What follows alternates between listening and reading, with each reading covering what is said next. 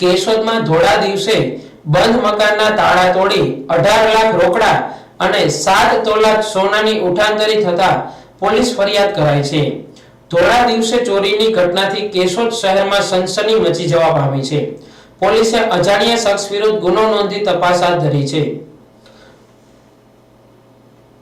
આ ઘટનાની મળતી વિગત મુજબ નિમેશભાઈ મધુભાઈ કાનાબાર અને તેમનો પરિવાર બપોરના સ્વામિનારાયણ મંદિરે શાકોત્સવ જેવા ધાર્મિક કાર્યક્રમમાં ગયો હતો।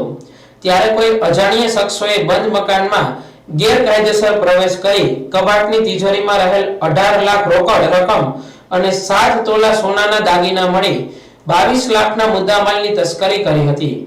પોલીસને જાણ થતા ઘટના સ્થળે પહોંચી હતી અને મકાન માલિકની ફરિયાદના આધારે અજાણ્યા શખ્સ વિરુદ્ધ ફરિયાદ નોંધી તપાસ કરવામાં આવી રહી છે।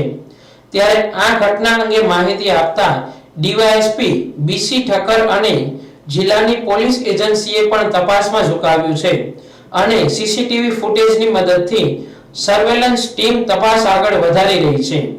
થોડા દિવસે કેશોદના આંબાવાડીમાં આવેલ ખાનગી બેંકની સામે રવિવારના રજાના દિવસે બપોરે બંધ મકાનમાં મોટી તસ્કરીની ઘટનાથી શહેરીજનોમાં ભયનો માહોલ જોવા મળી રહ્યો છે।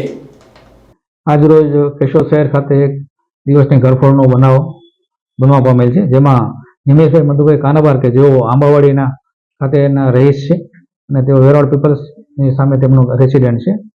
તેઓ આજરોજ તેઓના પરિવાર સાથે સ્વામિનારાયણ મંદિર ખાતે શાકોત્સવમાં ગયેલા હોય જે દરમિયાન બપોરે 12:15 થી 14:00 દરમિયાન કોઈ અજાણ્યા સમયે તેઓના ઘરમાં પ્રવેશ કરી અને તેઓના તિજોરીમાંથી 15 થી 20 લાખ રૂપિયા રોકડા તેમજ સોનાના દાગીના અંદાજે 10 તોલાની ચોરી કરી રહેલ છે। જે બાબતની ફરિયાદ કેશોદ પોલીસ સ્ટેશન ખાતે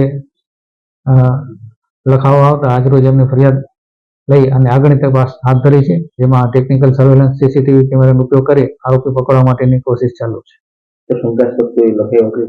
હજુ સુધી અમને કોઈ શંકા વ્યક્ત કરી નથી, પરંતુ જે શંકાસ્પદ વ્યક્તિ હશે તેમજ ટેકનિકલ સર્વેલન્સથી પણ ખ્યાલ આવી જશે। પોલીસ એ દિશામાં તપાસ હાથ